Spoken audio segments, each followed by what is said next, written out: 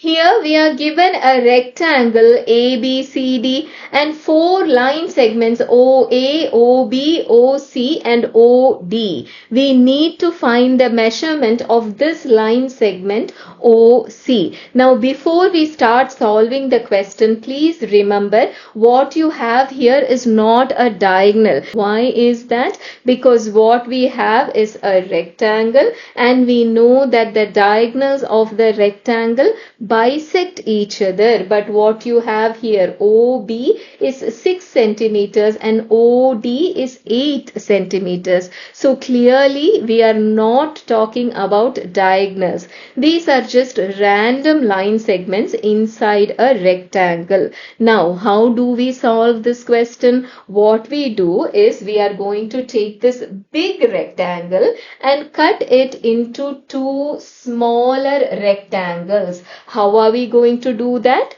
What we have is a rectangle. ABCD is a rectangle, which means the opposite sides are parallel to one another. What we are going to do is construct a third line PQ, which is parallel to these 2 parallel sides. But then, what about AB and BC? They are perpendicular to one another. Why is that? We know that ABCD is a rectangle, which means each and every angle of a rectangle is 90 degrees. All of these 4 angles are 90 degrees, which means what? PQ. What is the relation of PQ with the other 2 sides BC and AD? It will be perpendicular to the other 2 sides. That means not only here you have a 90 degrees, here also you have a 90 degrees. You have 90 degrees all over this place. Now consider APQB. What do you have? You have a very beautiful quadrilateral whose 4 angles are 90 degrees and the opposite sides are parallel to one another. What do we call such a figure?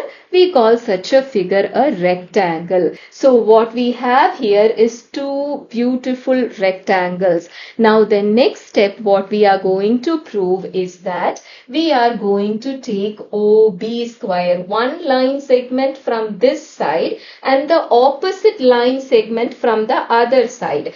Any two. Take OB square and take the opposite line segment OD square, and we are going to prove that this is equal to OA square plus OC square. How on earth are we going to do that? Look at OB.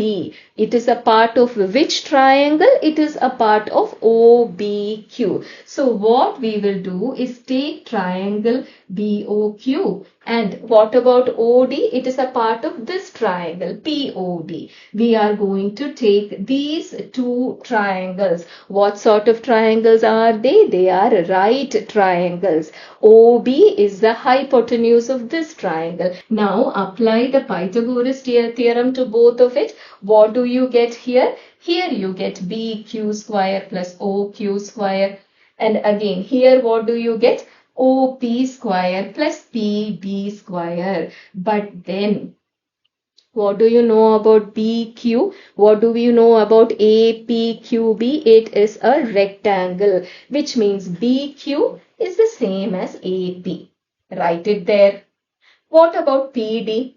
We know that DPQC is also a rectangle, which means what? QC and PD are equal to one another. Instead of PD, put QC and just interchange these two. Put OP square here and OQ square here. I've just jumbled up the order, okay? Now if you consider the triangle AOP, what sort of a triangle is it? It is a right triangle, and AP square plus OP square is what? Equal to its hypotenuse. We are just applying the Pythagoras theorem to the next set of triangles. First we applied Pythagoras theorem to these 2 triangles. Now we are going to apply to these 2 here. AP square plus OP square is what? It is exactly this. OA square. What about this? Apply it to the next one, which is triangle QOC. What do you get? That is equal to OQ square plus QC square is equal to OC square. This is exactly what we wanted. But then what is OB square? OB is there, 6 centimeters. That means 36. And OD is what? 8 centimeters. Its square 64. What about OA square?